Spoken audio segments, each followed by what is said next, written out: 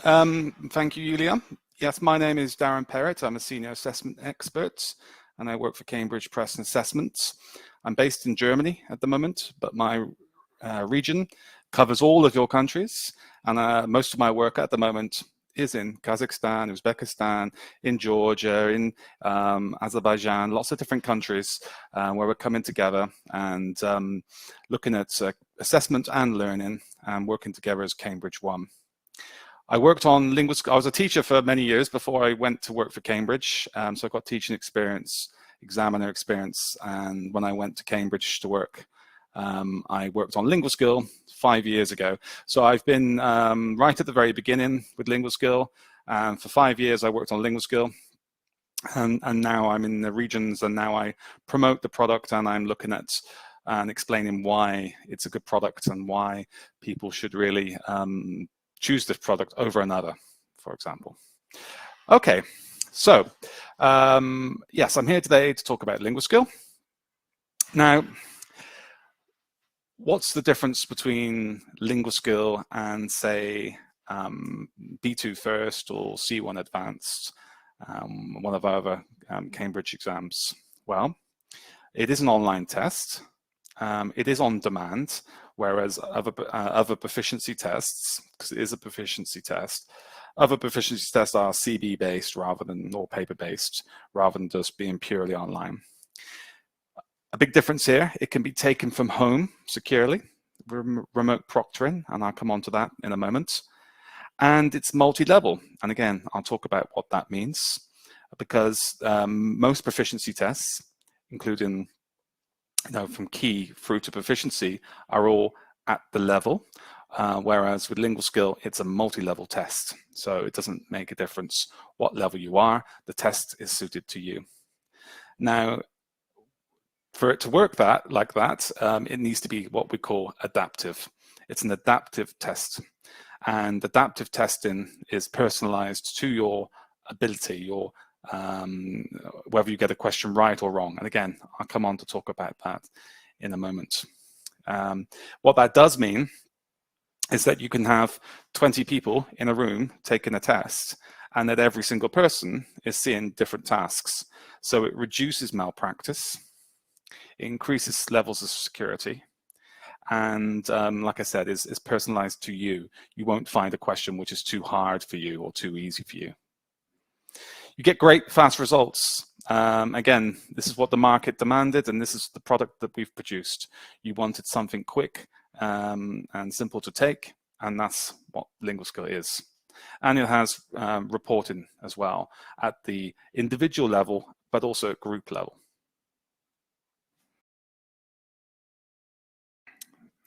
All right. Okay, so what is Linguaskill? Well, it's based out of the 4 skills: listening, reading, speaking, and writing, as are other tests. The listening and reading are bundled together. We've got a question, how does it differ from Ielts test? That's a good point. I will actually answer that straight away, because Ielts is multi-level in terms of that you can get a different band from, as you know, from band 0 to band 9. And but Ielts is a test which is designed for all levels at once. So the test content does not change in Ielts depending on your level. So that's how it's different from Ielts. Everyone sits the same test in Ielts, whereas with Linguaskill, if you're really good, you see the really high level tasks. If you're not so good, then you see the lower end of the spectrum.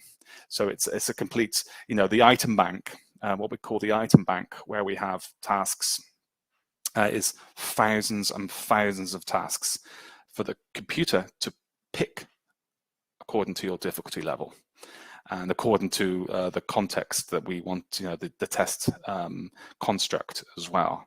So it's much, much bigger than Ielts in terms of its development.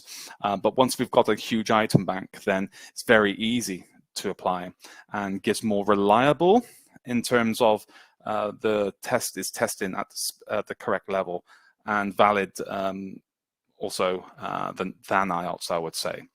But Ielts is a high stakes exam. Linguaskill is a medium stakes exam. The difference between the two is mainly about the security around what it is that they're reporting on and how they're kind of protected from malpractice and cheating. Okay, again, I'll come on to talk about that in a moment. So yes, the listening and reading test is bundled together. You can't take this separately. You have to take them together as one. And that includes what we call the use of English test you might be familiar with. And that's all together as one. Whereas writing and speaking are separate. Some customers want to, some candidates want to take listening, reading, and writing only, or speaking only, or they want writing and speaking only. So again, it's flexible for your kind of needs and wants. Here's the big thing: listening and reading, instant results. You press end, boom, there's your result. Because it is online, because it is AI driven, we can offer listening and reading results instantly, very quick and easy to do. The listening and reading doesn't really need AI because it is just yes, no answer checks, but it is instantaneous. Writing, as you see here, results within 12 hours, and speaking results within 48 hours. Linguaskill is an AI-driven test, and we have auto markers for both speaking and writing. And let's not park this away, because this is the future of language assessment. Fully automated, fully personalized, instant results, on-demand testing. This is where testing is heading. However, we're not there yet in terms of reliability scores to allow the computer to give you a reliable and valid score. So there is always a human in the loop for writing and speaking, more so for speaking. In fact, for writing, 90% of the time, the auto marker is better than human beings. But like I said, there's always that human in the loop, in the process, to double check. But it does mean that we can push results out quicker. Okay?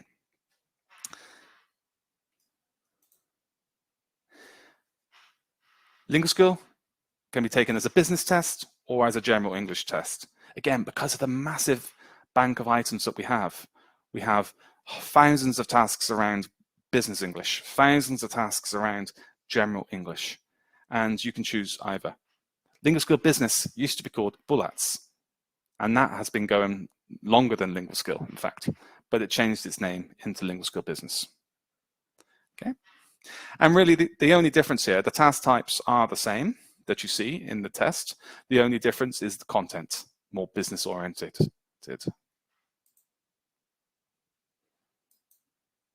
Okay, now we're going to have a go at looking at the test, and I'm going to try to do this and try to be clever with the technology. So let's see if I can do this. I'm going to share over. There we go. So hopefully you can now see the Linguaskill General screen. Can you just confirm this, please? Can someone, Yulia, can you just confirm you can see this before I start?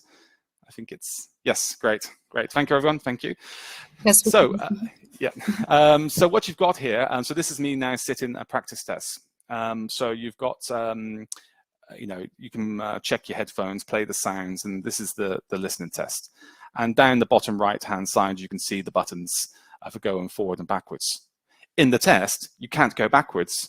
You have to go forwards. I'm going to come on to talk about test prep for Linguaskill and other information. You come across a screen and it tells you some information about the test. This is obviously a demonstration test, but it is adaptive still, and it will go up and down. It just doesn't have the full range of tasks. Okay. So once you've read these instructions, you can press the start button, and then you come on to the listening test. This is how it looks. Task types like this. This is a graphic picture, you know, and with an adaptive test, everyone starts at the same point. And again, I'll come on to that in a moment. So everybody may start on this one task, but then suddenly everybody changes and gets the different tasks. So you can choose which picture you want, either clicking on the picture or the circle underneath, like this. you get to listen twice. And you can have a look at you can play it at the top here and listen. Okay, I don't know if you can hear that in the background, but let me move on. So you can only listen twice, but currently it's up to you when you play, so you can have a think about it and play it again. Okay. Then you get to tasks in the listening test which have no graphics. They are text, and you listen, and then you choose the correct answer again. Again, fairly straightforward, very intuitive, nothing complicated. Is Linguaskill the same as Duolingo is one of the questions. Well, in the fact that it's a test, yes, but of course it's very different. We'll come on to the differences maybe at the end. So here is a longer listening task. And so you either get those short, what we call discrete items, either with a graphic or with text, or you get 5-item tasks like this. You can see all of the information, you read the information on the screen, and then you can choose. My colleague's going to talk about later about how to approach this task. I just really want to touch on the, someone's saying it's not visible. Can everyone see? Can everyone see the screen? Yes, okay. Okay. Right, okay, so then go through it. And if you don't answer a question, it will pop up and say, are you sure you want to move forward? You haven't answered this question. And because once you've gone forward, then you can't go back, of course, and listen again. So again, this is just a demo, so we kind of only have a few tasks. In the real test, there are many tasks that you see, many questions that you see, and the length of the test varies depending on who you are, what your ability level is, and how sure the system is that you've reached that specific difficulty level. I'll talk more about that in a moment. So reading, discrete item again, then you've got choices down the bottom that you can click on and go through and put into the text. So Linguaskill is a proficiency test, by the way, not a progress test. It's a proficiency test. So like B2 First, like preliminary, like proficiency, these are proficiency tests. And so they test general English or business English, but generally rather than specific content that you've learned in the classroom. So this is, you can of course, learn English language for the test, but this taps into the whole of the English language. And so, yes, it's nothing specific here. And that, I'll come on to the course books and the kind of learning to prepare for Linguaskill later. Okay, so you got those, and then in the reading you got, again, like text boxes like this, like signs that you would see in real life, context on here it's the restaurant, and you have to choose the correct answer. Nice and easy.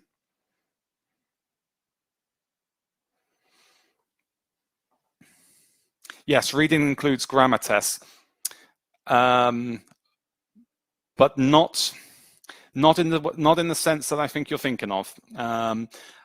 Maybe I can show you here.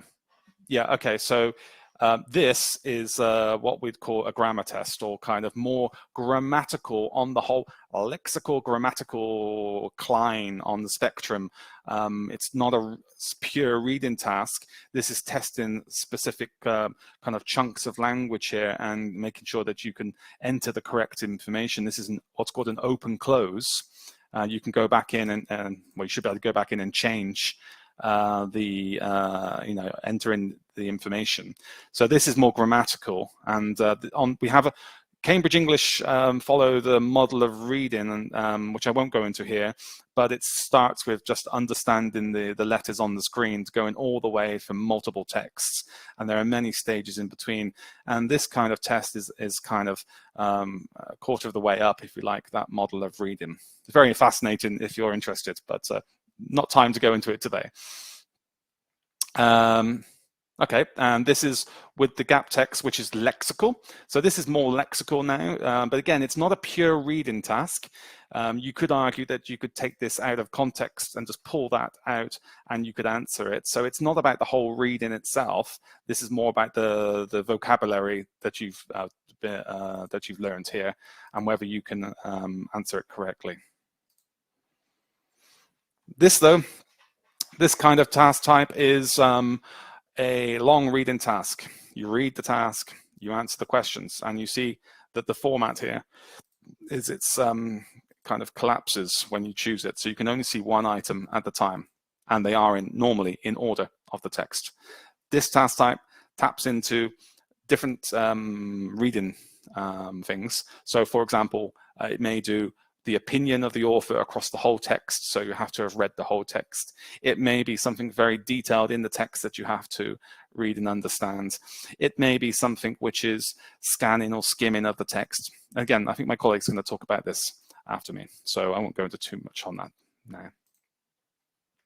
And that's the sample test. Okay, so and yep, thank you very much. Julia's just put up where the sample test can be found.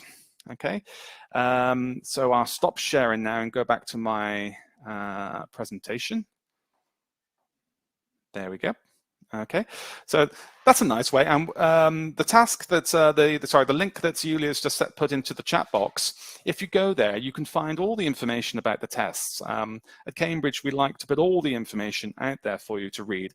You can look in detail about the tasks, how they're created, how they're marked, all the reporting as well. So there's lots of information on our website for you to look at.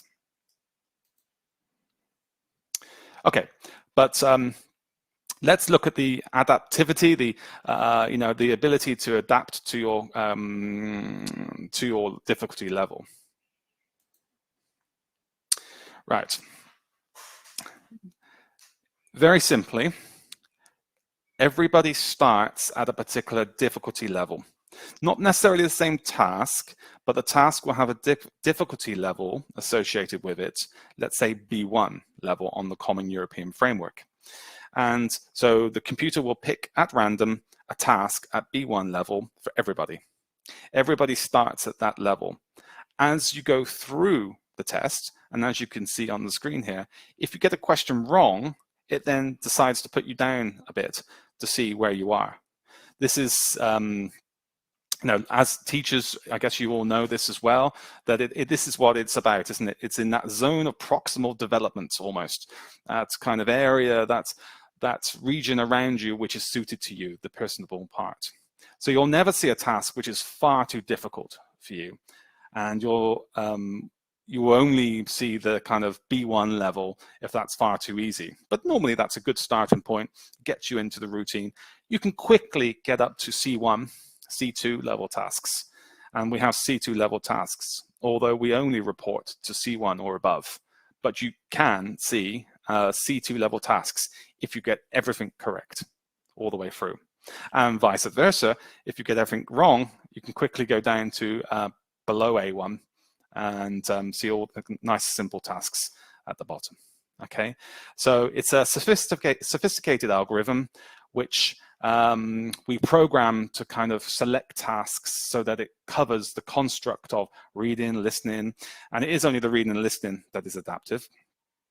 So it picks the tasks suited for reading, for example, and then it looks at your difficulty level, whether you got it right or whether you got it wrong, which items you got right and wrong as well, and then selects the task for you next. So quite clever. Linguaskill is aligned to the Common European Framework, and is aligned and mapped to all of our other exams. Someone asked earlier about Ielts, and you can see here, Ielts is what's been labeled as a multi-level test, but it's not adaptive. That's the difference between Ielts and Linguaskill. Ielts is also high stakes in terms of its use for immigration, university entrance, whereas Linguaskill is designed around university courses or mainly around higher education when you're trying to prepare for a particular CFR level, or going into work as well, into corporate level certification. Whereas the English qualifications in the middle are your traditional, what used to be FCE, PET, KET, you might be familiar with, changed to B1 preliminary, B2 first, C1 advanced. But as you can see, Linguaskill goes the whole breadth of the CFR. And it's been obviously stacked against that. Someone's just written, can one score C2? No. You can see C2 level tasks, and if you keep getting everything right, but you won't be reported at C2 level. So you'll just get the C1 and above score. So, but you'll still see the C2 level tasks. But no, so you can't get a C2 level reported score. What you do get is this certificate like this, what's called a test report form, and it shows you all the information. And with Cambridge exams, we map against what's called the Cambridge scale, English scale, which is a nominal scale, which goes all the way up to 240, I think, 230, and 20-point difference between the ranges. So as you can see here on this candidate, the average score was 100, so a bit small, 164 is that, and that was a B1 on the Common European Framework. And you can see how far up B1 that candidate was on that scale. You can see it quite close actually to getting B2. And then the other, that's the average score. So it gives you an average score of everything that you take. And then it breaks it down by the modules that you take below. So here you can see listening, reading, and speaking. And again, you can see the scores and also the can-do statements mapped to the Common European Framework of can-do statements to show people who maybe you're going to show this to what it is that you can do, and for yourself as well. So to give you some, I can do this, and you can give it to an employer or you can give it to other people. Okay. How will the program recognize your level in the reading test? Do you mean the reading, your ability level, your difficulty level? How does it calculate it? If so, then it uses what's called rash analysis, and it calculates your score instantly. Okay, so as you get a question right, it looks at the score and then it calculates it and gives back a reliability score for you, for the computer then to choose the next task. That's how it calculates it on the fly. A test is, like I said earlier, varying in length, but there will be a minimum number of items that you must see for the computer to be to reliably produce a score. But some students can sit the test for an hour and 20, hour and 40 minutes. It depends. It does depend on how you answer tasks and how you go through the test. The computer will stop the test when it is confident that it has a reliable score for you for the reading and listening. At only that point, it will stop. It won't stop until that point. So it's if rash analysis is quite complex, again, so I won't go into it today. But it's a way to calculate based on if you get an item right or wrong, your difficulty level. Rating systems. Yeah, well, it's the CFR that we're rating against here, and okay, so it's fairly standard, like I said earlier, with the mapping to all of our exams. That's how that works.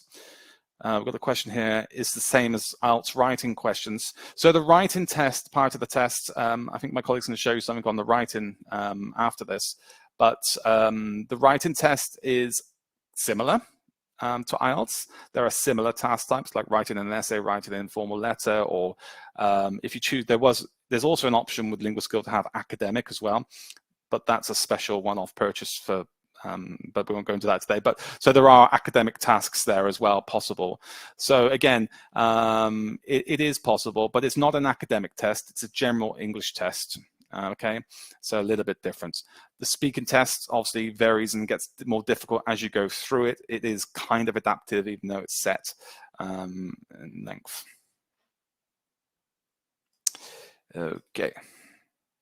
So here's an example of group reporting. You may want this for cohort level. A school may want to know all of its candidates, or a university may want to know all of its students, their level, and so they can do some analysis on how well teaching has been and the curriculum design and things like this.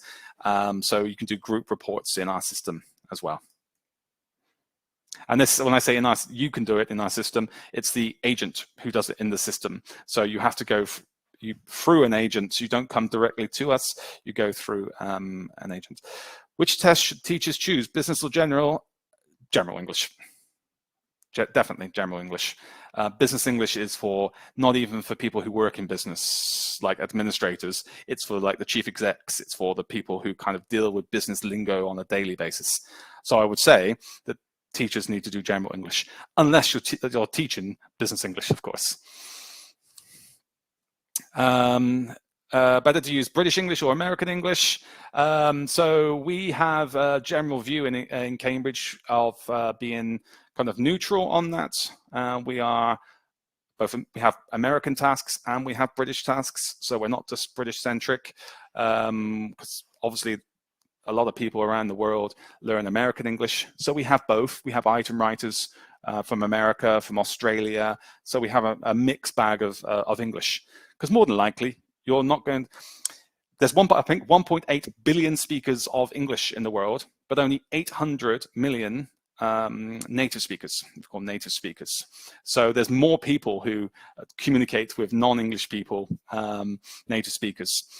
So that's what we're trying to replicate here. Internet, yes, it can be a problem. It can drop out, but you can rejoin again. It will pick up again from where you left off. Okay. Remote proctor it. So this is where traditionally you would have somebody, normally a teacher, walking up and down, making sure no one's cheating, keeping their eyes down on the papers, and this is what this does, but it's remotely done. Since COVID, we've had to produce something quickly, and so the development has gone very fast in the last few years. And we're at a position now where we have something reliable and of quite a high level standard. It's not as good as face-to-face, but there are options. You can do face-to-face invigilation. You can do remote proctoring, which is human-based. So i.e. there's somebody on the other side of the computer, online, looking at you take the test, making sure, and they can talk to you as well and say, please put that down, please look this way, please, and things like this. There's also kind of a mixed hybrid model, which is where you've got human and AI. AI is pretty good. For example, if you look away, if your eyes look away from the screen, it will flag up to the person there to kind of then say, oh, stop, please. And then there's a full AI-driven one, which is obviously, so it all does depend on what your kind of case is and how secure you do want the tests. So that's up to the people who kind of set the level, I guess.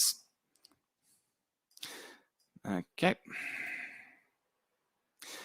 You can go online, you can get your results quickly. Like I said, 12, so instantaneous for reading and listening, 12 hours for writing, and 48 hours maximum normally for writing. Writing is marked with three examiners. So there are 5 parts. Speaking is marked with 3 examiners. So there are 5 parts to the speaking test, and each part is given to an examiner and 3 examiners per candidate. So you get a mix, and there's no bias with one examiner marking something like there are in other exams. It's a good way of doing it, and that gives very reliable scores. And we turn that round in 48 hours. Okay, and you can provide somebody to go online and look at your results here as well, the results check-in service. Online learning solutions. Well, there is a Linguaskill online course. Again, I'll just briefly go through these. It's a 20-hour course. It's more about the preparation for the test itself, the task types, getting used to the content, whereas like the Empower course is actually a CFR proficiency level course, where you start at A2, A1, for example here, and you get to that level and then move on. It does take time, of course. So you need the 120 hours probably to increase your level by a CFR level. So it depends what you do want, but Empower is an excellent dynamic test and really good. Here is the Learning Online course. And as you can see, it's for Linguaskill. It's just got the modules there. It's modular based. And yes, it's very good. There are free resources as well. Write and Improve is one of them, and Speak and Improve. And Write and Improve is excellent. It's built on the algorithm that we use for Linguaskill writing, the auto marker. So the same teams have built the same things.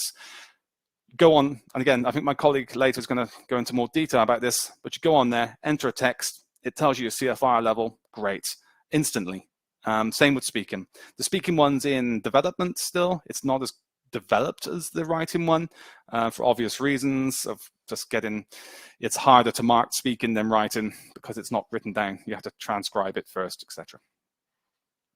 Okay, and then you can get the practice materials on our webpage, and I showed you this earlier.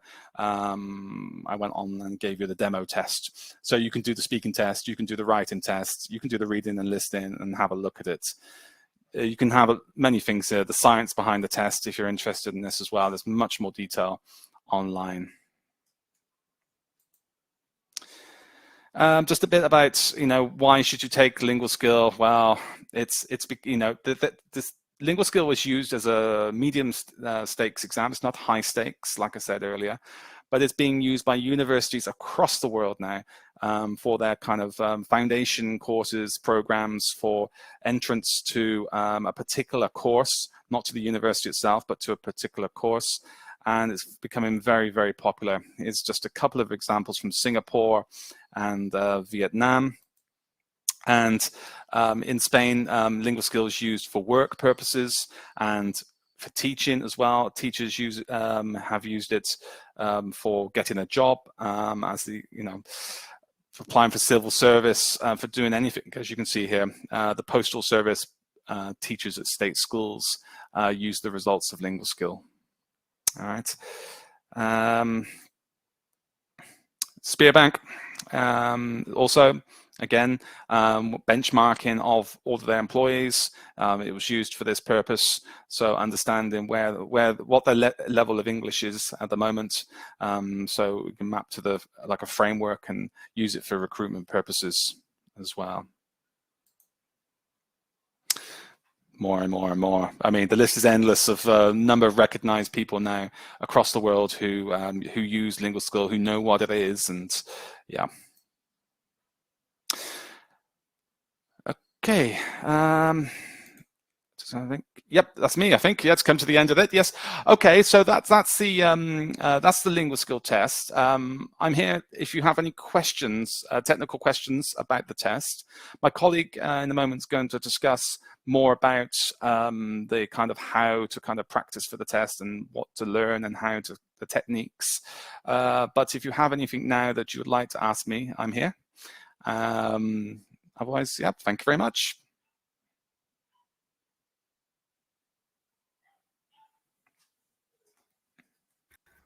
Karen, thank you very much for such a detailed presentation, and thank you for answering all the questions, because there were lots of them in the box. Thank you very much, and I'm really happy that today we're having such active participants. That's really great. Dear colleagues, if you have any questions to Darren, please type your questions in the chat box, or if you need some time to digest the information, we are happy to answer your questions after the session, after the webinar. I'm just looking, there were a couple of questions maybe I didn't answer. What mark, for Ganesh, what mark we have to get for C1 level? Well, it's an adaptive test. So everyone, when we say mark, what do we mean by that? We have to answer so many questions right to get C1, but again, it's adaptive, so it depends which tasks you are getting. So there isn't an answer to this. Some people answer 40 questions, some answer 20 questions, for example. It varies. So your mark is very subjective and personalized to you. So there isn't an answer there for that. But you have to get what's on our RASH score 76 on our kind of scoring system, but that won't make any sense to you because that's the difficulty level going of the task itself. But you won't have visibility of this anyway, so yeah, it makes no difference, I guess. Was there anything else? There is a question about internet connection. If something goes wrong during the test session. Yeah. Yep. So if internet drops out and stops working, then you can log back in and continue from where you were. That's not a problem, and it will note it as an internet fault, so it's not really an issue.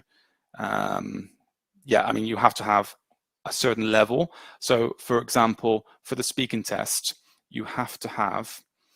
Let's have a think now. I think it's 2 megabits per second upload speed. There are technical specifications around what you must have, but 2 megabits per second upload, because you've got to upload the speaking responses into the system. I remember when I was sat in where was I? In Georgia, actually. I think it was someone from Tbilisi here today. I was sat in Georgia, and I was in the middle of nowhere trying to do a Linguaskill test just to test it, to see whether it worked or not. And I had like 0.5 megabit, and it just sat there spinning around. It doesn't like that. But 2 megabits is not that much. Okay. Is it similar to Ielts? I keep getting asked. Yes. Yeah. Well, yes. I mean, it's a multi-level test, but in my professional opinion, it's a better test. It's adaptive, and the test content is of high quality. I spent 5 years now working on Linguaskill. Linguaskill has been around for about 5 years as well, from its infancy, and now it's kind of becoming fully developed. So the future of assessment is this. It's personalized, instant results. It's adaptive. It's AI-driven stuff. But like I said earlier, we're not fully there yet. And at Cambridge, we would never release something if it wasn't of high quality, providing at least the same results as what an examiner would give. But what we do find with the writing, for example, is that the automarker is better than an examiner in terms of consistency of results. And I've been an IELTS examiner myself, and so I kind of know that I differ in my marks to somebody else. But the automarker will always give the same results for the same script, So from that sense, it's better. Speaking part, shall we talk to a human examiner or computer? It's a computer, but the questions are asked to you. So it's not just reading something on the screen. You will hear somebody asking you a question, and then you'll hear like a beep, and then you give your response. And yeah, it's not, I agree, it's not as great as face-to-face, but face-to-face takes time, takes more money. So it's more expensive. It's not as flexible. You have to go to a specific location to do it, whereas here you can take it anywhere as long as the internet is good enough. Here we go, got lots of questions coming in. Formal or informal as native speakers? Well, so we write the questions in the exam. They get harder and harder as you go through the speaking exam. There are 5 parts. The first ones are very generic. Hi, how are you? What's your name? What are your hobbies? What do you do at the weekends? Like any other exam, kind of getting you used to speaking. Then there's like with other exams as well, you've got like pictures to describe, and then going into more complex things of choosing different options and giving the pros and cons of something, and really pushing your level. So formal or informal depends on the context, depends on what you're trying to answer. All I would say is that you need to impress, obviously. You need to use your best English possible. But that doesn't mean using the wrong words in the wrong place. Like really advanced words for answering a really simple question just sounds strange and not very fluent. So when the examiner will pick up on that and say, well, yes, the vocabulary is very good, but it's not just vocabulary that you're marked on. So you're actually marked on other things like discourse, and which means how you communicate with somebody else as well. And so that would give you a lower mark because of that. So it's a whole range of things. And you need to communicate with somebody and do it in the best possible way whilst showing off your English language skills at the same time. Okay, which of these is valued which of these is valued with higher scores? Is that relative to the mark schemes that I just talked about? Who asked that? Dodona?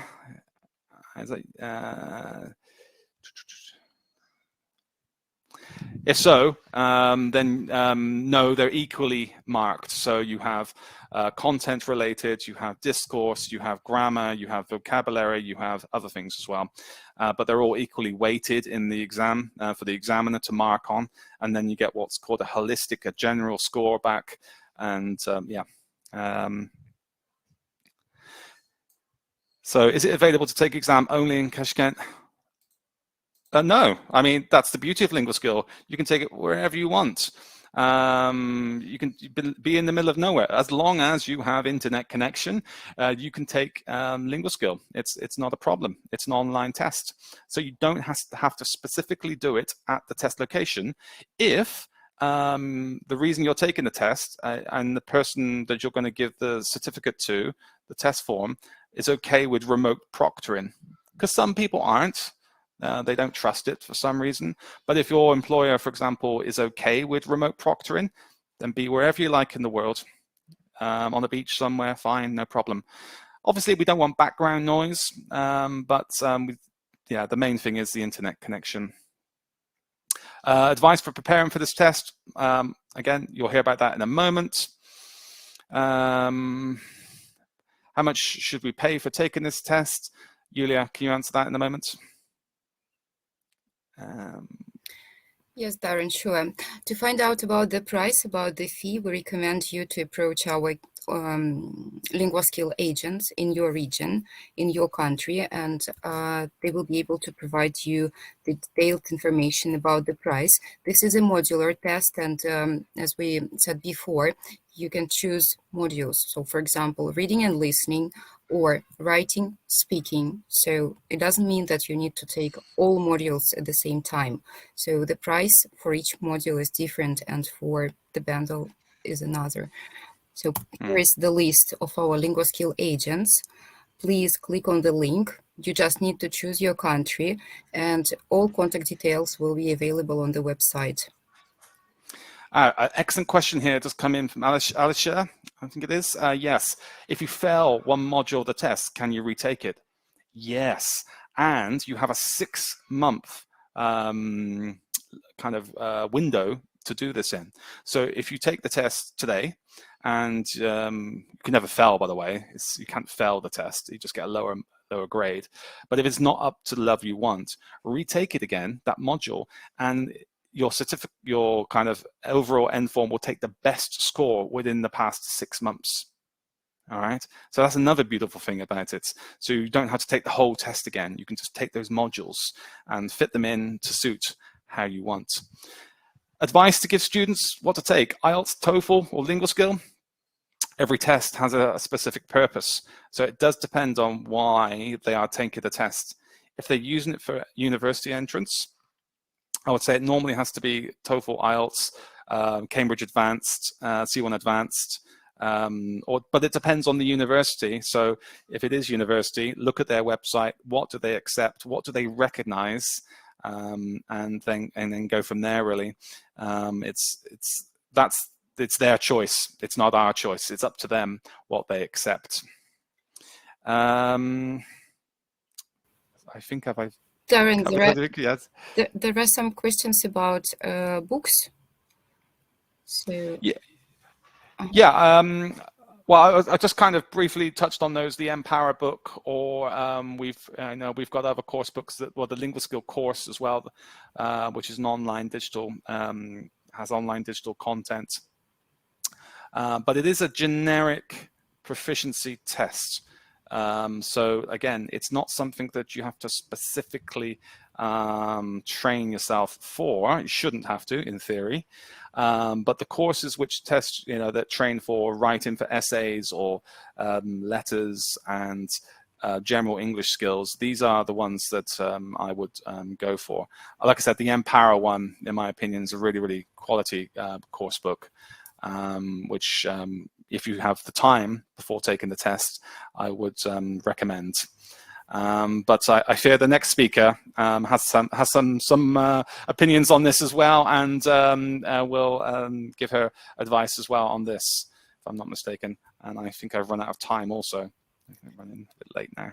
Thank you, Darren. I have just shared the link to our website, cambridge.org. So there is some information about Empower. So if our webinar participants would like to get this book, we recommend to contact book distributors, CUP distributors in your countries, and these books are available there. So the link to the website is in the chat box. Please click on the link and have a look at Empower. Thank you very much. So can I take 2 skills at the beginning? Yes. Yes, yes. Yes, reading and listening, like I said, is bundled together, so you have to take those together, but you can take just speaking and writing, or just speaking, or just writing. You can take one skill if you want. How is it beneficial for English language teachers? I mean, do you mean the course book or the test? We were talking about Empower just now. The test. Okay, well, why do you need to take an English language test? English language tests help prove your English language skills to the world, to other people, to other stakeholders out there. So the purpose for you taking the test must be something, either you do it personally, intrinsically, to say, yes, I am that level, and you can confirm, yes, I am B1, yes, I am B2, or I'm C1 and above. Yeah, that proves my level. But a lot of the time, of course, people take tests to prove to employers, to their school system, to say, yes, this is my English language skill level across the 4 skills. And yeah, I mean, it's a bit personable, really. It's not really specific. Everyone's a little bit different for their needs.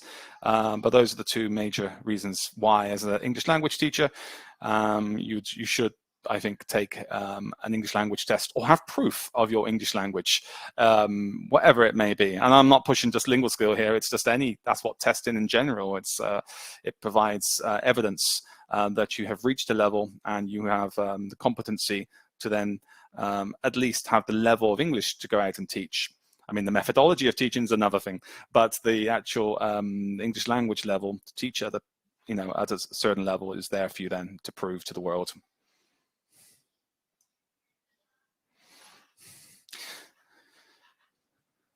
So 50% salary bonus in Uzbek for C1. There we go. So I would say that if the Uzbekistani whoever it is accept and recognize Linguaskill, then which skills is the next thing? Or is it all 4 skills? If it's all 4 skills, then yeah, then Linguaskill's the test for you if they accept it and recognize it. Because Linguaskill tends to be cheaper, is cheaper than other exams. So you don't need to take an Ielts level test, for example, high stakes exam for like it's used for immigration or anything like that. It's overkill, as we say in English. It's too much, whereas Linguaskill is just right for you.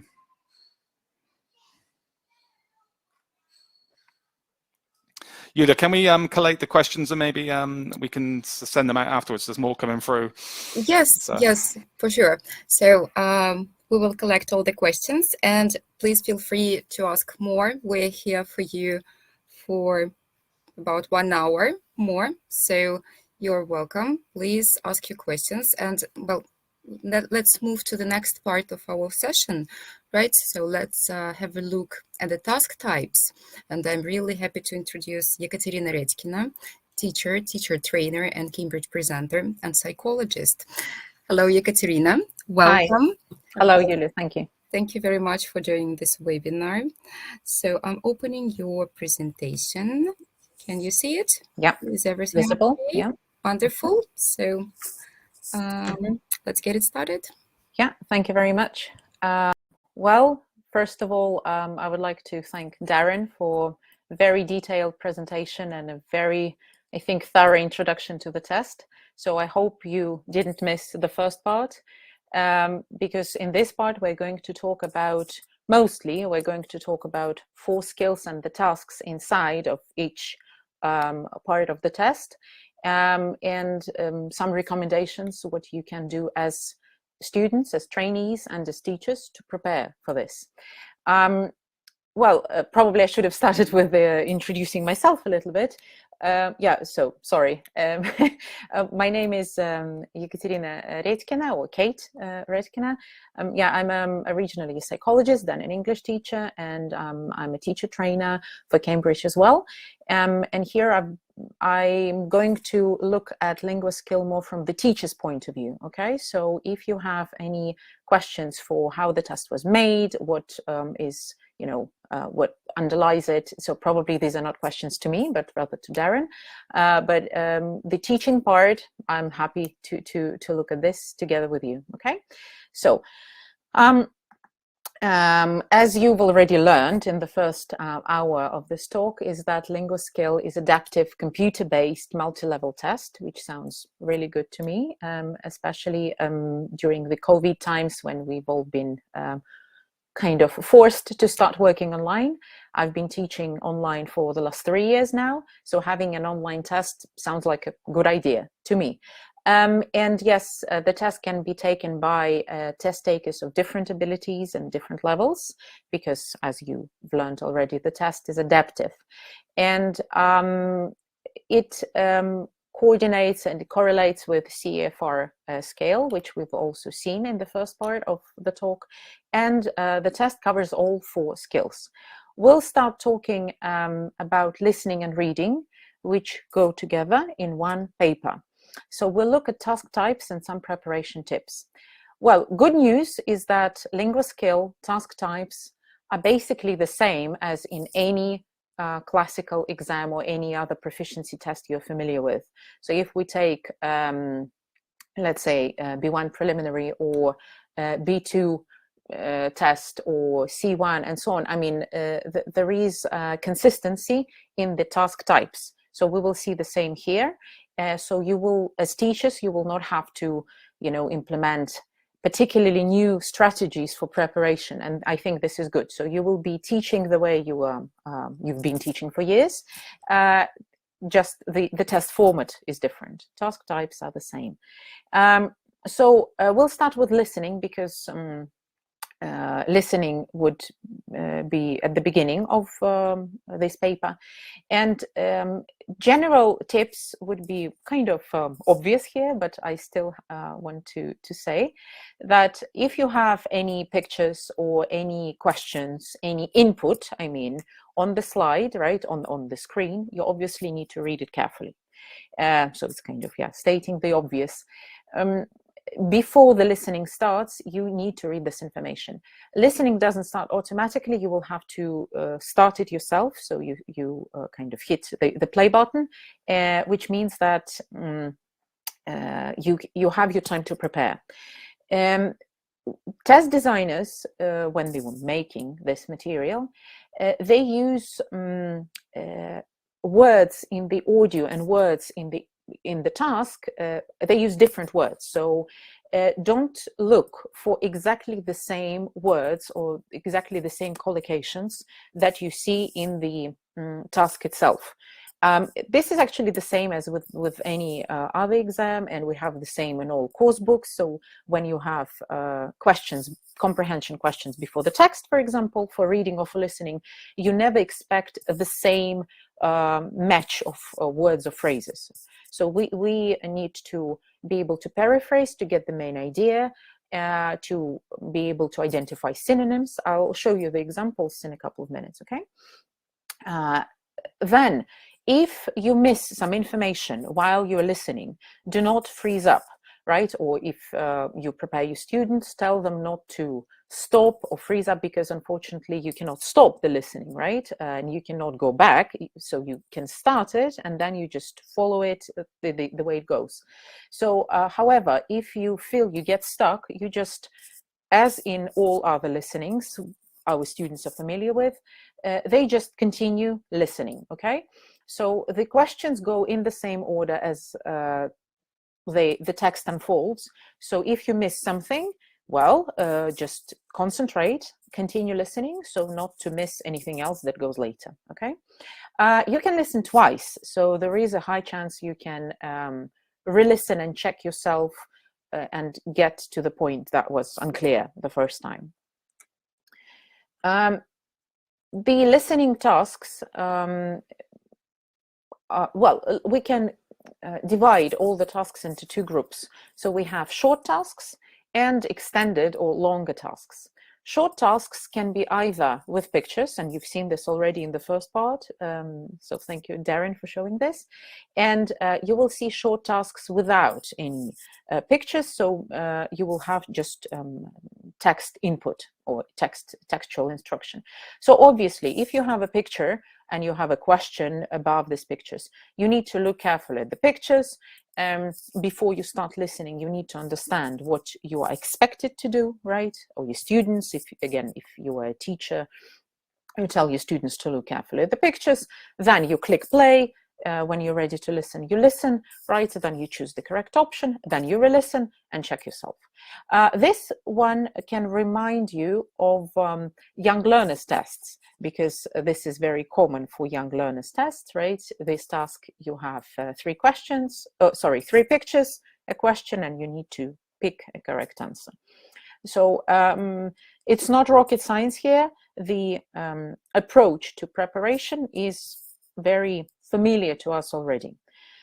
If you have a short task without any pictures, without images, you have to select one option out of several. So this is a multiple choice question, right? So here you read the question carefully, you read all the answers.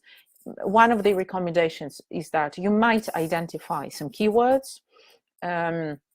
You can even, by the way, it's recommended to have some notebooks and pieces of paper near you with a pen, so you are allowed to write down make some notes.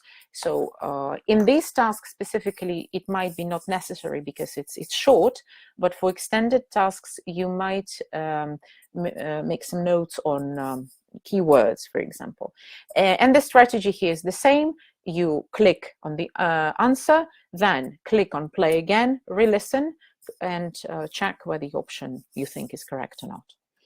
As for extended or longer listening tasks, what do we see? We see here, you saw it already when Darren showed it from the sample test.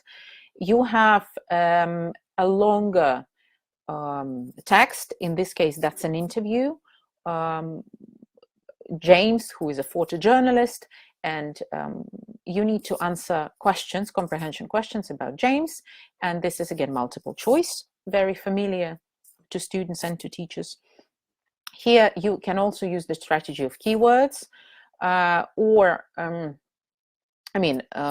you have to read the whole thing before you start listening, because, as I said earlier, you cannot stop the listening, right? So you cannot just answer bit by bit. You need to read everything, then listen, and then check yourself again. And here, we are not looking again at the, we're not looking for matching words.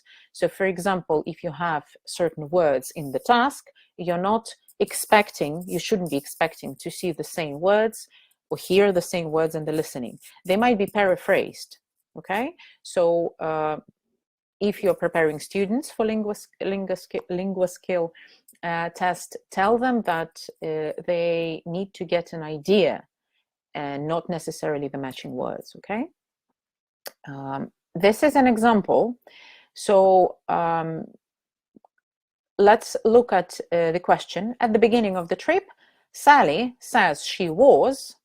So there are three options, and below you have a script of the test. I wasn't sure we'll be able to listen, so here is a script. So please read the script and tell me which option, let's call them A, B, or C, which option of the answers you would pick to answer the question.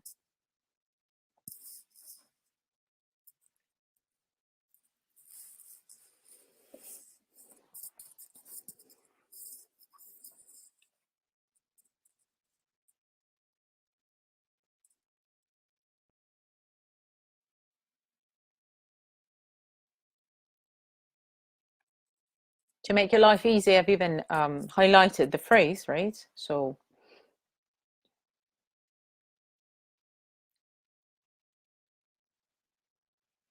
see, Any other? C. Okay, we agree that, right. Thank you very much. So obviously here the answer is C. What students might be, let's say, confused with, if you look at the script again, you see that the words cold and wet are also used in the text, the same as in answer option B. However, the speaker doesn't say that cold and wet would make you unhappy. She says, I knew I'd get cold and wet, right? But there is no opinion on whether it's good or not. So option B is wrong. Then we see the word children.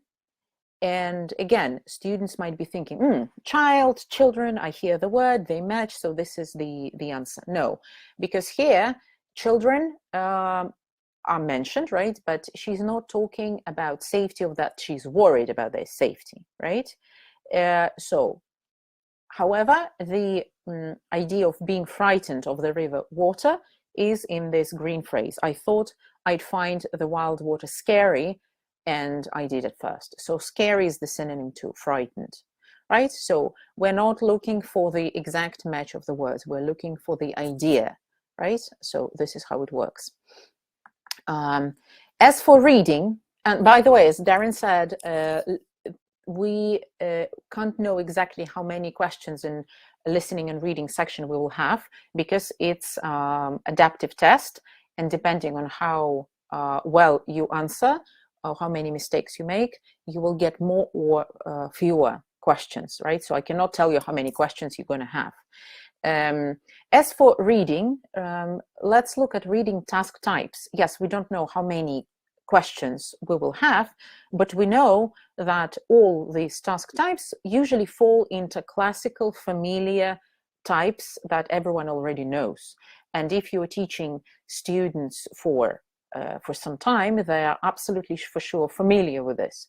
So there is gap fill, there is open close, for sure there will be multiple choice, there could be some paraphrase, and the same as in listening, you have short tasks that can be supported by some pictures, short tasks without pictures, and longer reading tasks, extended reading. So these are some examples. It shouldn't be readable, just look at the layout. So for example, if we look at this one, let's call it number 1, for example, we see that this is a classical gap fill with options. So it's multiple choice gap fill, right? So we have options here, 1, 2, 3, 4. Then if we look at example number 2, this is open close, which means that answers are not given. You need to type them yourself. These types of tasks exist in B2 first, in B1 preliminary, obviously at higher level C1, C2. So again, that's not something new.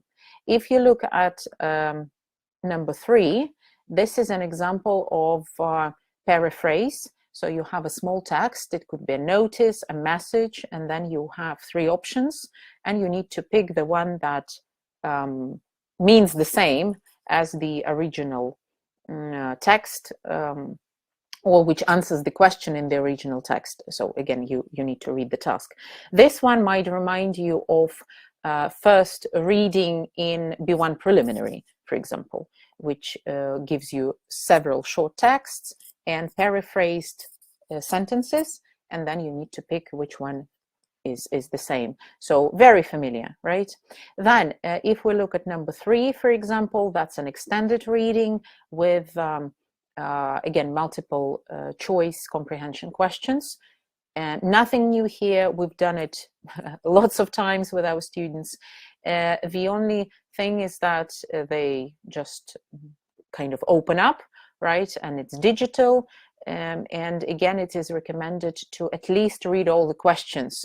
Maybe you will not read all the answers immediately, but you need to understand what is being asked.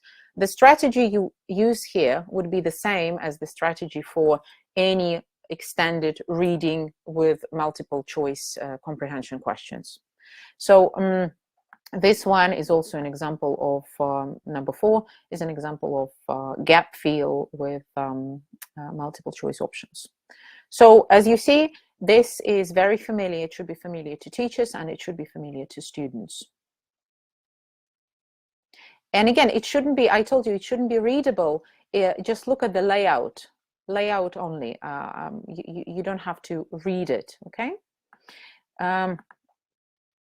Now, as for tips for reading preparation, if you work with gap fill, of course, it's a borderline between reading and language, right? So it's kind of grammar, vocabulary focus, maybe not so even much reading as it is. And when you have gap fill, what we do, we'll look at words around the gap, so-called we read around the gap.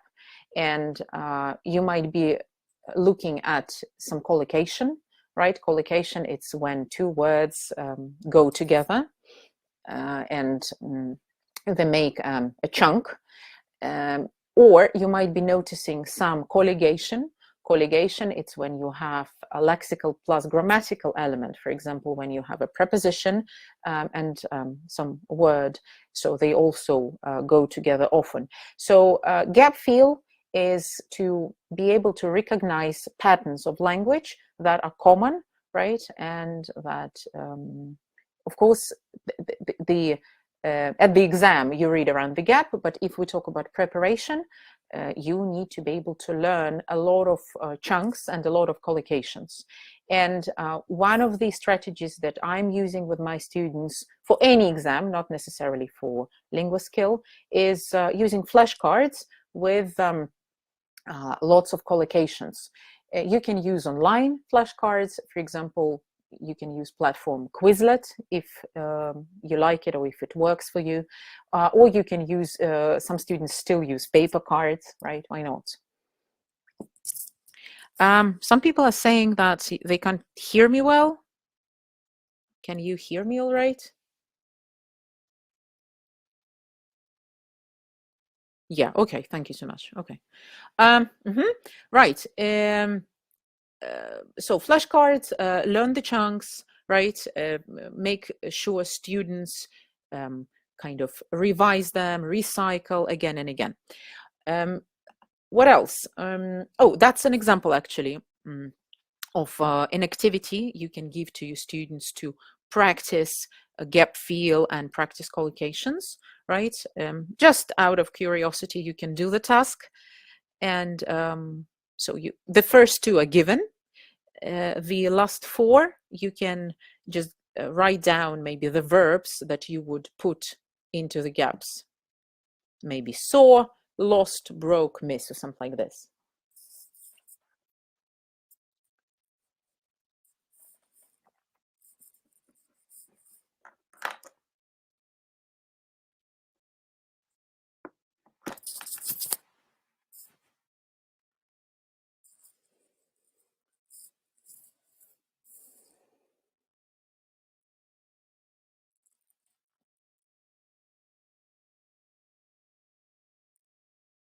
Mm-hmm.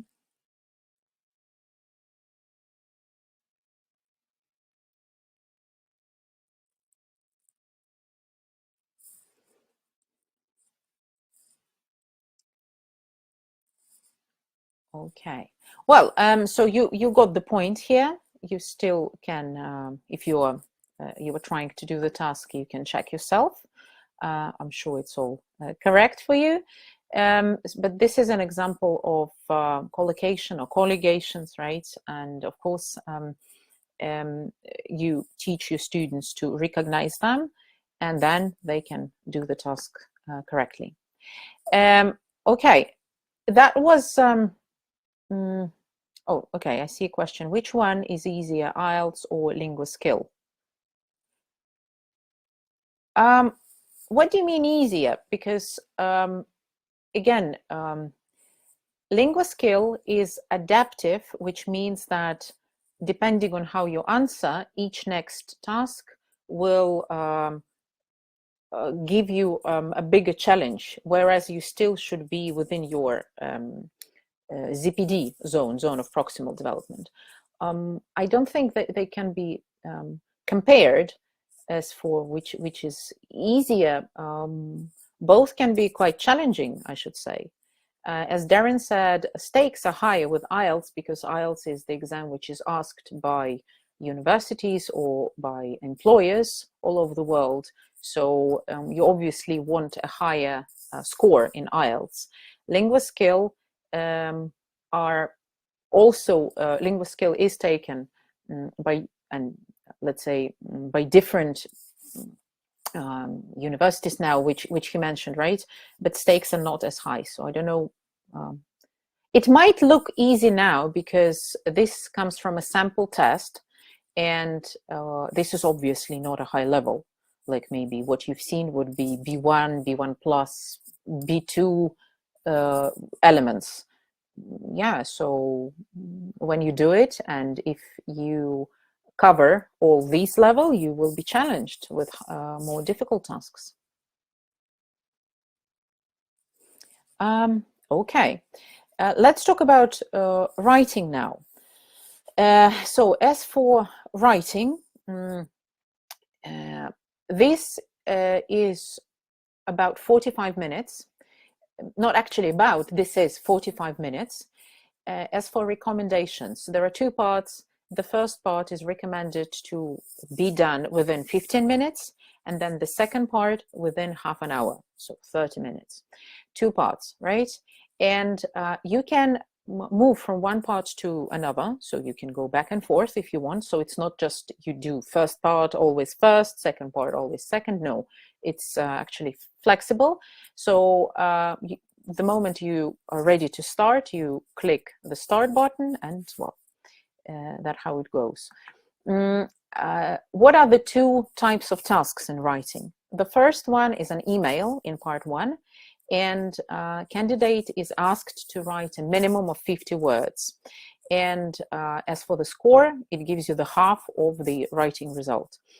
You can write more than 50, okay? But again, that's about time limit, time management. The same as with Cambridge exams, if you're familiar with them, right? If you write much more than the amount that is recommended, you either may make more mistakes because you have a longer text, so you lose self-control, right? Or you can get out of the time limit. So I would try to be within 50 words, maybe a little bit more, but you shouldn't be aiming for 100 words here because it doesn't make much sense. The second part is long text. And here, unfortunately, not unfortunately, here we don't know what exactly will be the task. Here you might need to write a variety of task types. It could be a review, an article, it could be even a web post, it could be some comments. So the first one is an email, the second is just a long extended text. And here candidates are asked to write a minimum of 180 words. So again, minimum of 180. You can go more than that, but don't go much more because of the time and the language issues. Also, some students can write a lot of text. I have students like this, and maybe they have a very good level of self-control. However, they do not show variety of language, you know, because one of the things that is expected here in writing is to show a range of grammar and vocabulary. If you write a lot of, like much more than it is asked, you might be thinking about the content more than the language. So your language might be really simple. And that's not what we want, because we want students to show the best of their knowledge, right? So that's why stick to the word limit, right? Maybe a little bit more, as I said, and think about language rather than impressive, long, you know, text with content. Right. General advice. it is recommended to read both tasks carefully before you start writing, and you start thinking how you are going to answer them, right? And you plan. And for me, it's actually, I cannot start the test if I don't know what I'm asked in all the parts. So I think that's kind of psychologically comforting when you look at the first task, when you look at the second task, and you know, okay, that's what I need to do, right? And then you start doing. Because if you don't even look at the second part and you just get busy with the first one, I personally get kind of nervous about the second one, and I still need to look at it. Then have a pen and a paper where you can plan your answer. So when you start writing, the timer will start automatically, right? So you cannot stop it. And for the first, as I said, you have 15. For the first part, you have 15 minutes. For the second part, you have 30 minutes. So you can decide what you write, but you cannot stop it in the middle. Try to use more advanced language for part 2, because again, it's extended writing, and this is where you can show a range of vocabulary, range of grammar. There is no maximum word count, so try to write as much as you can. Of course, as I said, if you feel you can control it well. If you understand that too much means more mistakes and poor language, then don't do that. As I said, you are free to move between the parts of the test. And if you find a mistake, I don't know, a typo, correct it. And there is no spell check. It could be a problem for some students because we're so used to spell check everywhere. I don't know, whether it's WhatsApp messaging, right? Whether it's Instagram or whatever, any social media post, or if you're using a Google document, we have a spell check everywhere. So students might be good at typing their answers, but they may not be so good at, checking what they've written. So this one probably should be looked at carefully, and probably some time should be spent on this. This is an example of part 1. So you see the timing on the top. You should spend about 15 minutes on this task. This is the format is quite familiar because this is something we see in exams very often. You have received this email from a friend who you went to college with. So then you have an input, right? The email from your friend Jan, and then you need to write email to Jan, and you have 3 bullet points. As you can imagine, all 3 bullet points should be covered. The same as in any exam, if you have bullet points, they should be covered, right? Write at least 50 words. On the right, you see a section where you will be typing. Below this field for your text, you see word count. Now it's 0 because no words there. And then it's actually good because students usually spend time on counting. Here, computer will count everything for you. For part 1, what else I can recommend?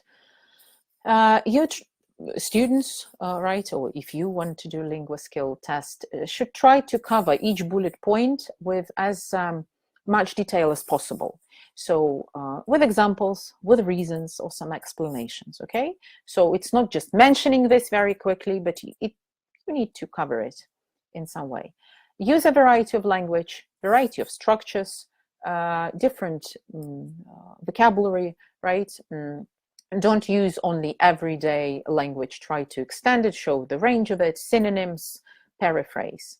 And the same as in other exams, Cambridge exams, you don't need to include an email address, at the start of the email. So you can start with Dear Jane or Dear, name of your friend, and then that's how you write, okay?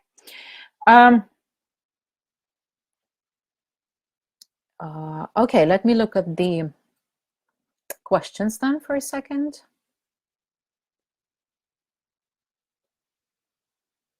Is this training useful for teachers' exams? Do you mean that this Linguaskill test, if it's useful for teachers' exams? Not really. I would say if you're talking about TKT test, right, or CELTA, Delta, no, because Linguaskill, as other Cambridge exams, is aimed at language proficiency, whereas teachers' exams are aimed at your teaching proficiency and teaching kind of growth and development. So I would say these are two different directions. There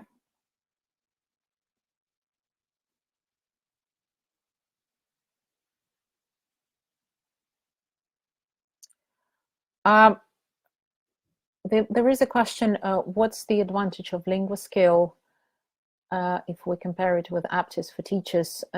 Degree of difficulty of questions, I think both are computer-based testing systems, so which one is more appropriate for teachers? Well, I think it depends on who is this test for, who's asking for it, because I can't say that some test is better or not. This test has, because it's adaptive, right? It uses artificial intelligence, so it kind of adapts to what you can do. But again, as I said, I think it depends on who is asking. If the organization is asking for Linguaskill, yeah, then you would be doing this one. So yeah, no spell check. Well, because spelling is a part of writing, and actually being able to spell words correctly is one of the writing sub-skills, micro writing sub-skills. That's why there is no spell check.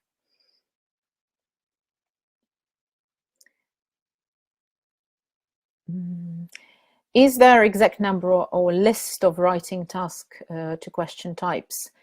Well, they would be usually the ones that are common for all other exams, but they, as far as I know, they don't give an exact number of genres or task types, if that's you're asking for. But you should be expected to know how to write essay, review, report, article, comments, post. And these are typical genres for all exams. So because we're not taking academic writing here, so if you take non-academic writings, there is actually a limited number, story plus a story. So I think all of this. Now, as for part two is recommended, as I said, to be done within 30 minutes. Here you see the task. The town where you live has a website where local people can discuss local issues. You're concerned about the increase in car, truck, and truck traffic, and so on and so forth. Write your comments for the town website. Comments is not exactly a particular genre, right? So I wouldn't be worried here. So it's similar to any writing that you do on the media. So it shouldn't be super difficult here. But again, it's just an example. There could be something else here in part two. However, you also have something you need to cover. So there would be some bullet points. And after you cover all this, you can also write about something you think is important. So point number 4 can be just personal from the student. And you can tell your students that this is kind of a creativity part where they can write about something they feel necessary. However, this part shouldn't be bigger than the previous ones, right? So that's rather short one if you have time, if you're sure everything else is correct, right, and so on. About 180 words, as I mentioned earlier. Here, the recommendations, again, try to cover each bullet point and add your ideas if you feel you have some relevant thoughts and ideas here. Write and Improve. This is the service Darren mentioned. If you go to writeandimprove.com, you can use it as a teacher to help your students, or your students can use it just on their own at home. So you choose a topic, then write about it in English, and the program gives you instant feedback. Then, depending on what the program asks you to change, you change it, you improve it, and this is how you learn. My students say, I have a few students who've been using it for a while, and they say they see what common mistakes they make all the time, so they are repetitive, and then they improve. So if you haven't been using Write and Improve yet, well, I would recommend you to do this. And this is just an example of how it looks like. So you can pick a level. So it could be beginner, intermediate, advanced. It could be writing for fun. You pick level and a topic, then you start writing. And when you finish the task, the program checks it for you and tells you what is wrong. But it doesn't correct you, obviously, right? So you correct yourself and improve. I think this is nice. There are other online programs that do this, but Write and Improve is free, and it's been there for years now, so I would recommend you to use it. Okay, I'll stop with writing for now, and I will look at your questions again.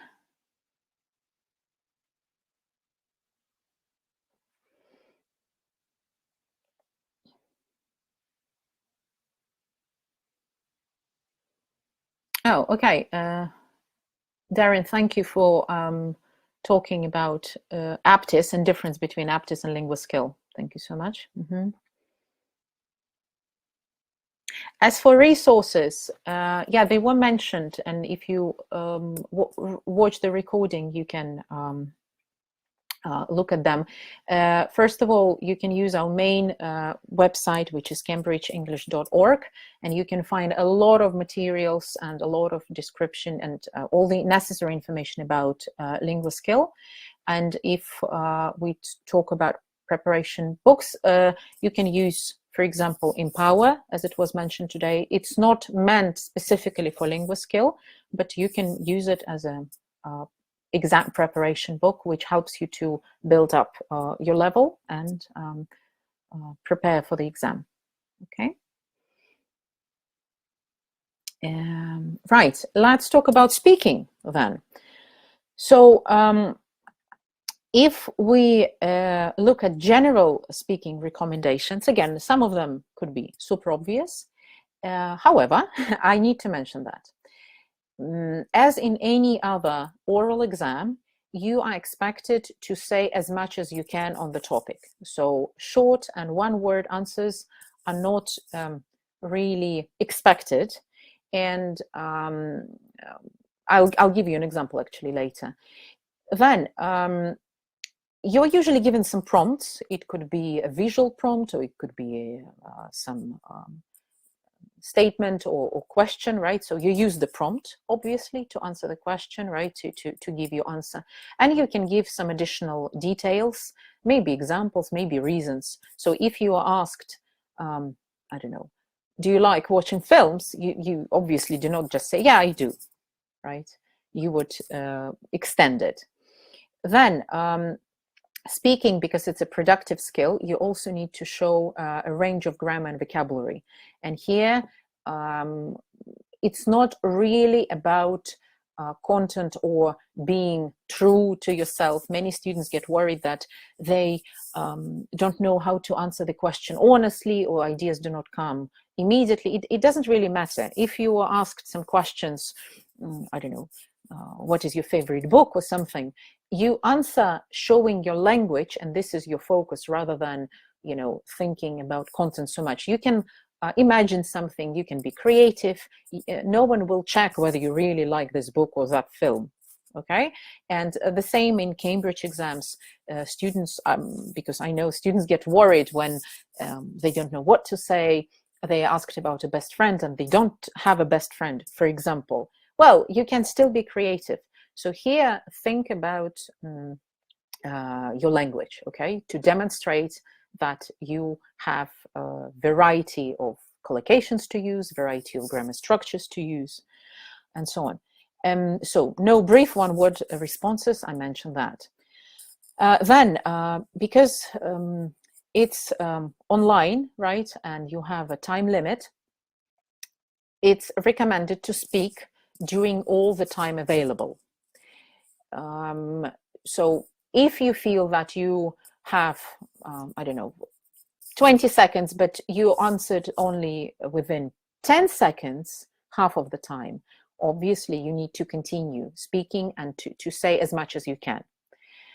Time that is provided for the answer is not so long, so you shouldn't be worried that you run out of ideas. When I try to do the test, I realized that I don't even have enough time to say everything I want to say. So don't worry, and your students shouldn't be worried about this. Then there is preparation time, because you're reading the question, right? Or you're reading some input on the slide, looking at maybe at the picture. So make sure you use the preparation time to wisely, right? To prepare, not to do something else. And again, you can make notes on what you're going to say using paper and pencil. You don't have time to write full answers, obviously. So if you or your students have this tendency to write full answers, please don't do that, right? So quick notes, maybe keywords. What I recommend my students to do is maybe to write a quick plan, just main ideas, or if sometimes it's not even enough time to do this, but they might write down words that are necessary to be mentioned, because, for example, these words are tricky, they always forget them, but they are fancy words, and we want them to kind of show off a little bit with their level, and they want them to say them, so they can write them down. As for timing, speaking test lasts approximately 15 minutes, and you have to answer all questions. You listen carefully and speak when you're instructed after the beep. There are 5 parts in this test, and some parts have, as Darren mentioned earlier, have a question you need to answer. The question is pre-recorded, obviously, so there will be audio which turns on and you hear the question. It's not machine voice, okay, so it's a human pre-recorded question. Then timer will show you how much time you have. So again, don't worry, it's all very clear. There is this bar that keeps moving while you are answering, so you know for sure how much time you have. And it's not distracting, because I was worried that would distract me. I'm not used to doing online tests or computer-based tests. No, it's absolutely fine. So as for technical recommendations, maybe again this is very obvious. Keep your microphone the same distance from your mouth throughout the test, so don't move it, because obviously the voice and the sound will jump. Do not touch the microphone or other parts of your headphones or headset, because this might cause unnecessary noise and some interference. Try to keep your voice at more or less the same volume, right? So we're not shouting, we're not whispering, so we are being just regular, at a regular level. And wait until you hear this beep before you start speaking, because everything that you say before the beep is not going to be recorded. So it's going to be just waste of your effort and time, right? And it's not going to contribute to your score. And the green bar, as I said, shows your progress, how much left time you have to speak. So speaking part 1 consists of 8 questions. You will listen to each question and answer after this beep or tone. The first 4 questions have 10 seconds to speak. So 10 seconds, it's really, really very short period of time. Questions 5 to 8, you have 20 seconds to speak. These are examples of questions from the first 4 questions, and I think maybe 5 as well. So as you see, what is your name? How do you spell your family name? These were questions 1 and 2. Actually, they are not even being assessed. The first 2 questions are used to make sure that, I mean, for the program to make sure that you are heard, the voice is okay, everything is okay, and for you to kind of be ready for the test. So the first 2 questions are very easy and they're not being assessed. For example, what's your name? How do you spell your family name? Okay. Then, as for part 1, yeah, I said the first 2 questions are not marked. Then, if you speak longer than the time, it's also okay. So if you get interrupted by this test time, so the time runs out, it's okay, you will not be penalized for that. So I'd rather speak more than less, okay? And if you have only 10 or 20 seconds, obviously you need to speak all this time. So I can't imagine you speaking for 5 seconds only. That wouldn't be enough. So speak, make sure you cover all this time. If you go a little bit more, it's fine, you're not penalized for that. And as I said earlier, try to answer questions as fully as possible using a variety of language, because it's a productive skill and you need to show your language. This is an example of part 1. This is this green bar, right? You are listening now. The speaker is asking questions. So one by one, of course. Then the green arrow that you see will move to the speak part, and the timer will show you that the green bar will show you you're speaking, how much time you have. So that looks like this. Very intuitively clear, like all the buttons, where to click, what to do. Very simple, so not difficult. Even people who maybe are not so good with technology can do everything easily. As for long and short answers, I gave an example, but here is another one. Let's say if you are asked, what do you enjoy doing at the weekend? Poor answer would be something like watching films. In real life, yeah, that might be an okay answer, right, in real life. But because it's an exam, you need to show your proficiency, language proficiency level. So a better version could be, I usually prefer watching films at the weekend, but if the weather is good, I prefer going for a walk with my friends or family. And you can fit this into 10 seconds easily, right? So you can even say more than that. Okay, if we talk about speaking part 2, you will see 8 sentences on the screen. These are just examples, 3 of them from the sample test. And you will have 10 seconds to read each sentence aloud after the tone. So this is about reading aloud. It's also one of the sub-skills of reading, but here we, because it's a speaking part, we demonstrate ability to pronounce words, right? To put stress in words, how well we can recognize them, how clear our pronunciation is, and a bit of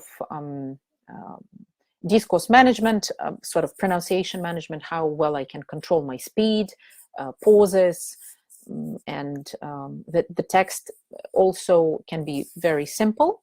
For example, as in the first sentence, Mrs. Hill would like to accept the invitation.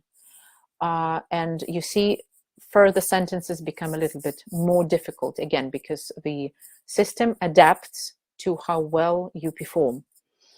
Sentences can be different here. You need to read the sentences as naturally as possible. So you're not trying to imagine you're doing a public speaking, you know, or you in front of the audience. And no, it should be very natural. And you speak clearly. You try to speak clearly. And do not add contractions if they are not written. So if you say, he is busy, it's written he is busy. You say this rather than he's busy, okay? So do not add contractions if they're not written. What else here? Do not read sentence more than once. It's not necessary. And if you read faster than the time available, you're also not penalized, because your reading speed can be quite good, right? So I read quickly and I finished earlier than the time allocated for the task, so it's okay here. As for part 3, out of 5, right? In speaking, there are 5 parts. Part 3, you will have 1 minute to talk about a topic. And first you have 40 seconds to read the task and prepare what you're going to say. So then you will have 1 minute to speak. Please speak for all the time you have. So as I said, it's very clear what you do at what point. You have the task, then you have the thinking preparation period, 40 seconds, and then you speak for 1 minute. During this preparation period, you can again make some notes on what you're going to say, or which words or constructions or collocations you would like to use. As you see, the task is on the slide here. Talk about a person you know that is special to you. You should say who the person is, how you know the person, why the person is special to you. When I tried to do this, I got stuck because I had different ideas, coming through my mind. Should it be my parent, my best friend, or my partner, or who this should be? It doesn't matter, okay? So here, pick one and just start thinking what you're going to say, rather than you spend 20 seconds out of 40 to pick a person, okay? So again, it's not really about content, it's about how you present this content. So pick a person and start thinking what you will say. 3 bullet points mean that you need to cover all of them, obviously, right?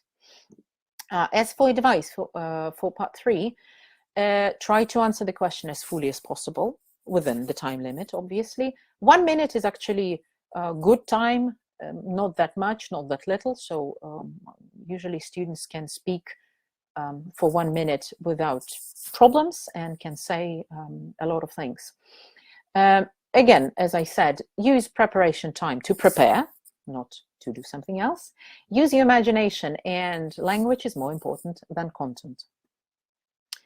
Use pencil and paper, as I said, and don't worry if you get interrupted before the end of your answer. So if you speak longer than the time limit, it's absolutely okay. In all the parts, actually. I keep repeating this, but in all the parts, it's okay. Now, part number 4. You will have 1 minute, it's an example, to leave a message for an English-speaking friend about some visual information. First, you have 1 minute to look at the information and prepare what you're going to say. So here you will see something, some picture or some visual information. I'll give you an example. Then you will have 1 minute to leave the message. Visual information will stay on the screen, so you don't have to remember. While answering, you see this picture or the diagram or the table, whatever, and then you use it to speak. This is an example from a sample test. I hope it's readable. So the task is on the left. Your English-speaking friend wants to buy a cycling jacket and has asked you for advice. And you, apparently being a very systematic person, have analyzed everything, and you have 2 jackets with a table, with analysis and stars, and it's easy to compare. So table shows product reviews, right, for cycling jackets. You look at this table and leave a message, oral message to a friend. Imagine you are using your phone, like to leave a voice message to a friend. We do it all the time, so it should be very natural. And you need to recommend 1 jacket. Here,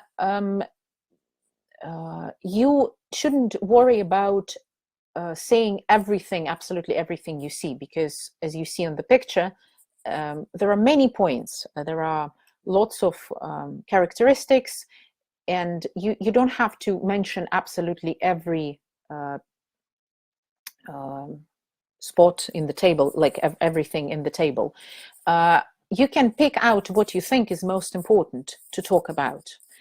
and try to answer the question as fully as possible. So you need to pick the best jacket for cycling. That's what you're doing.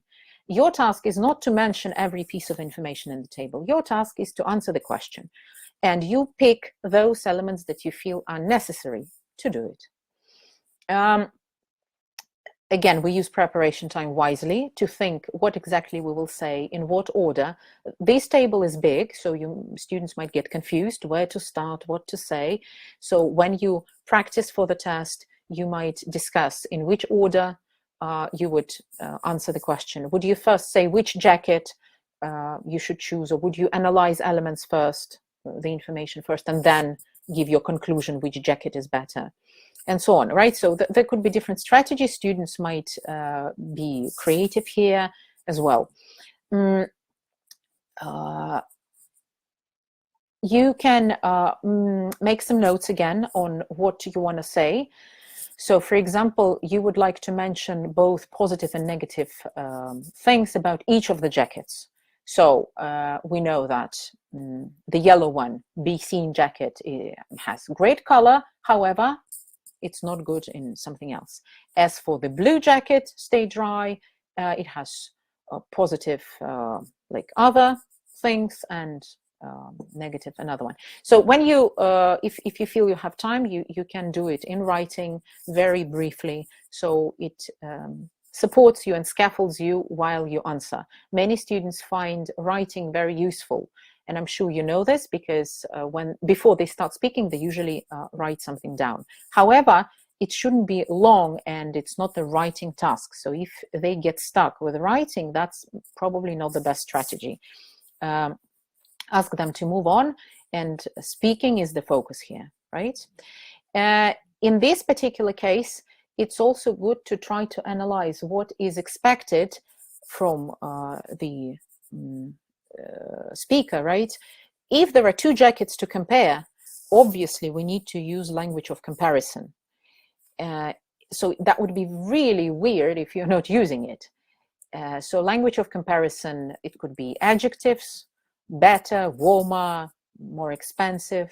It could be the same as, not as, or not so as. So different constructions. Also, I would probably use conditionals here. If you pick yellow jacket, then you would enjoy a beautiful color.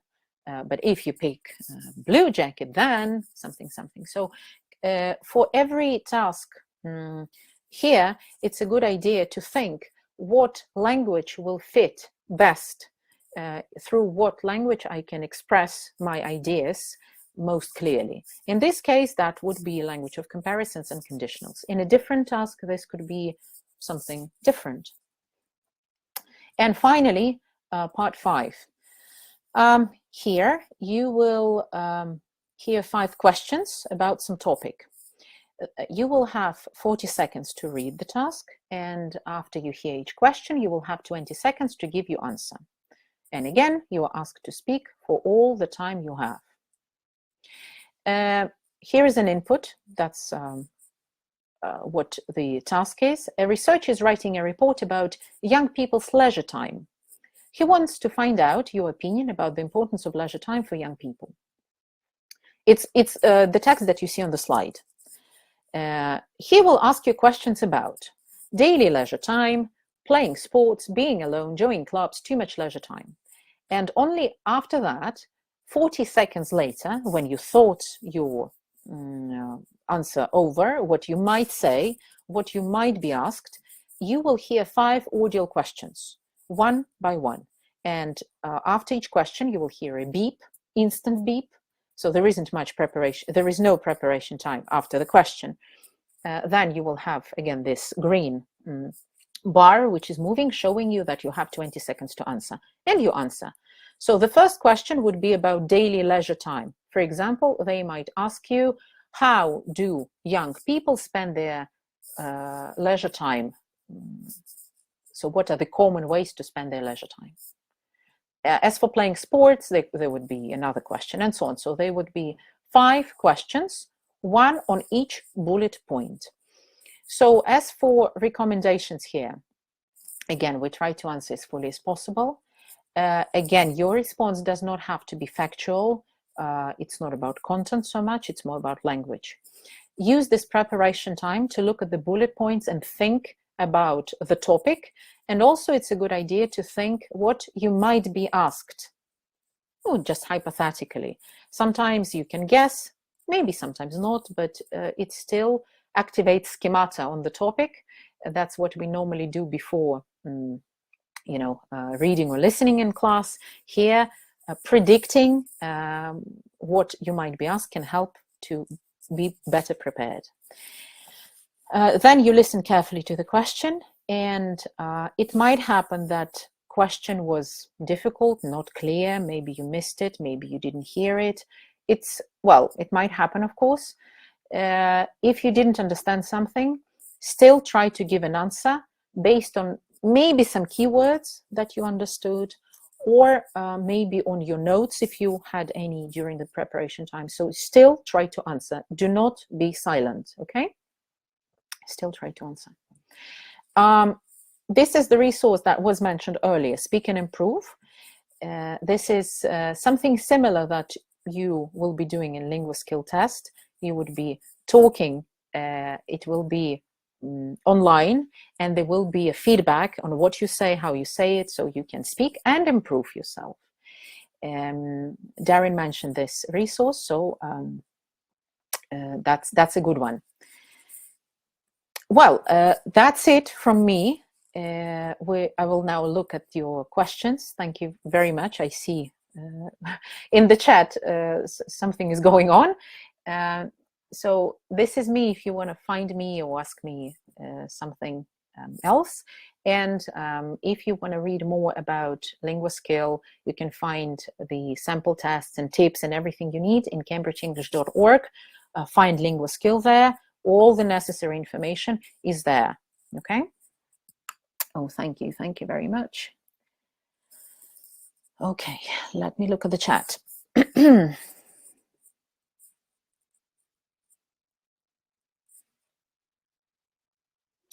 Yeah, you have a link to write and improve in the chat if you need it.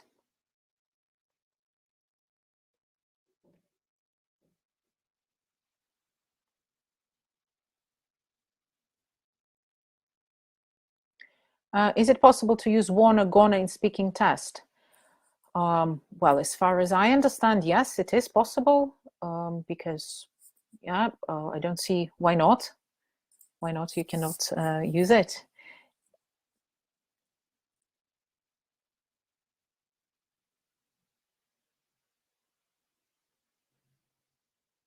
Yeah, I see some people are saying that it's similar to Ielts. Yeah, and there are similarities between Cambridge exams and Linguaskill task types. Yeah, similar to FC speaking task, B2 first. It might look like a combination, yes, but as I said, task types across different exams are the same, which means you don't have to prepare your students for something specifically new. You don't change your teaching, methods or strategies. You still do what you are used to be doing. Yeah, prepare for a different format. Thank you so much.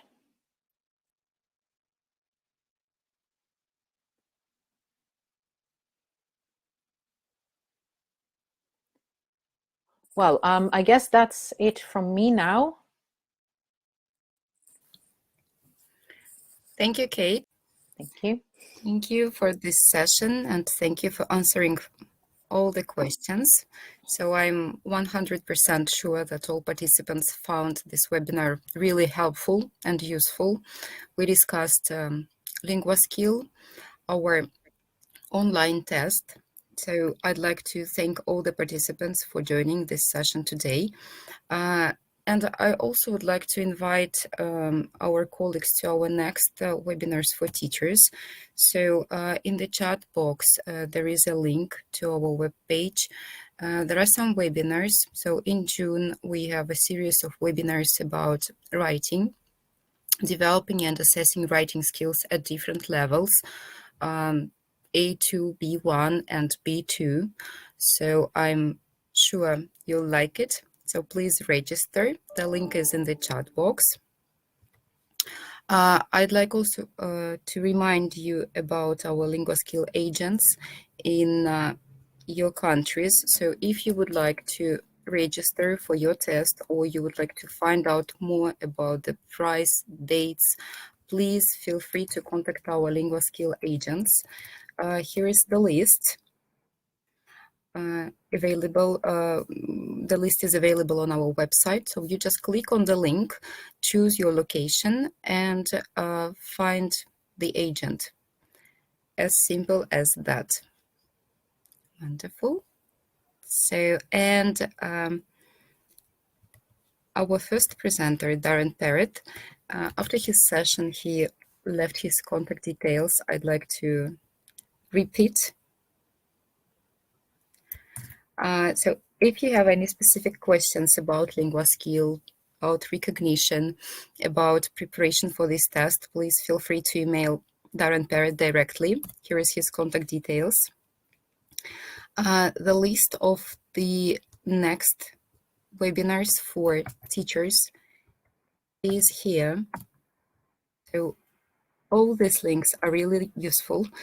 In a couple of days, I think next week, so not during the weekend, but next week, Monday, Tuesday, Wednesday, you will receive a follow-up email from us.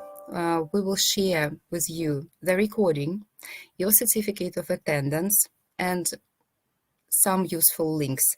Today, we showed you some sample tests. We discussed preparation materials. Ekaterina mentioned very helpful platforms like Write and Improve, Speak and Improve. Please try all these materials, and we are happy to see you among test takers. Please register for Linguaskill, get your certificate, prove your skills to the world. So once again, thank you very much for taking part in this event. And a huge thank you to our amazing presenters, Darren Parrott and Kate Redkina. Thank you, and enjoy the rest of your day, and have a great weekend.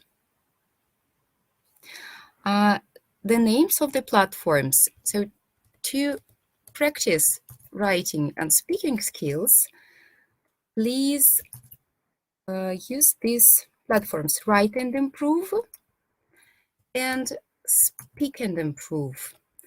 The links are in the chat box.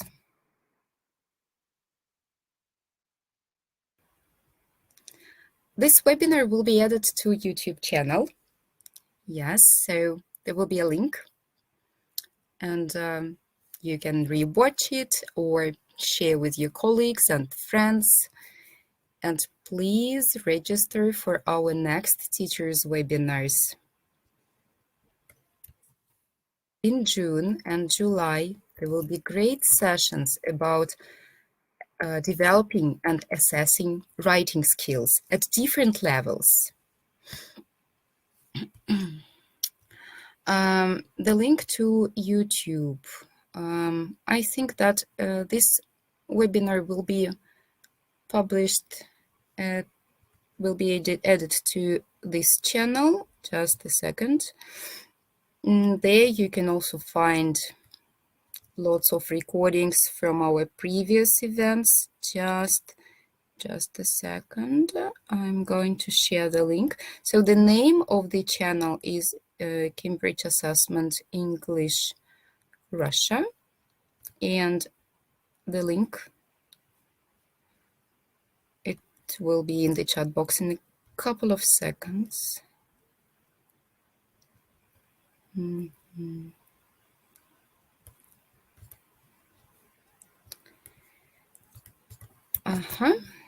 So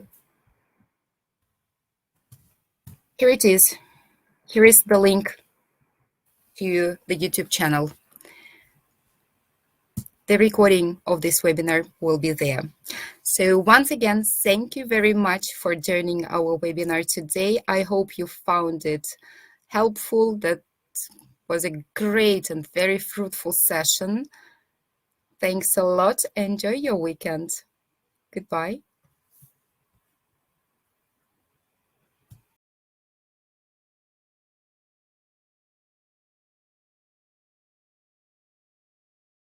Grow up. What will you be? She grows, she learns, she improves. Her interest is growing. Her passion is growing stronger. She grows in confidence. She grows in confidence. This is where ambition grows, where potential grows, and where your future grows.